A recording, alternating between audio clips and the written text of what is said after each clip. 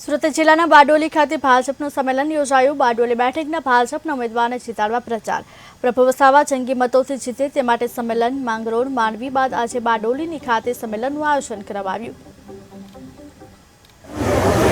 કર્મભૂમિ બારડોલીમાં સુરત તાપી જિલ્લા ભારતીય જનતા પાર્ટીના સહકાર સેલ આયોજિત આજના સહકારી સંમેલનમાં જિલ્લાભરમાંથી તમામ સહકારી અને રાજકીય આગેવાનો ઉપસ્થિત હતા। એના અનુસંધાનમાં ચર્ચા થઈ અને રાજ્ય સરકાર અને કેન્દ્ર સરકારમાંથી જે યોજનાઓ ચાલે છે એ યોજનાઓનો અમલ આપણે છેવાડાના મંડળી સુધી કરીને સામાન્ય જનસમૂહને આપણે ઉપયોગી બનીએ એનું મંથન આજના સંમેલનમાં થયું અને તેની સાથે આવનારા દિવસોમાં નરેન્દ્રભાઈ મોદી ત્રીજી વાર વડાપ્રધાન બનવાના છે ત્યારે એમના સમર્થનમાં આપણે 7 તારીખે મતદાન કરીએ।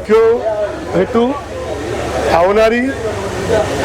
7 તારીખે જે ચૂંટણી યોજાવા જઈ રહી છે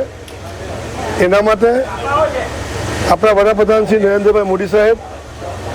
અને એમના ટીમના હાથ મજબૂત કરવા અને આ દેશની અંદર એમના થકી સરકાર માટે જે કામો થઈ રહ્યા છે અને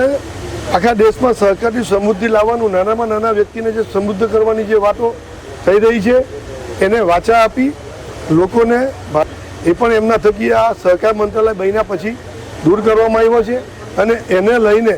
ભારતીય જનતા પાર્ટી એણે આપેલા વચનો અને એમણે આપેલી ગેરંટીઓ પૂર્ણ કરી છે અને તે હેતુસર જે રીતે પેક્સ બંધરીઓને પણ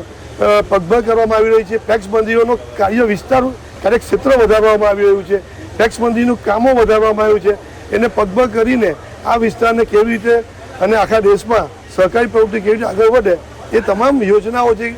સરકાર કેન્દ્ર સરકાર તરફથી કરવામાં આવી છે એની યોજનાઓની જાણ આપી ભારતીય જનતા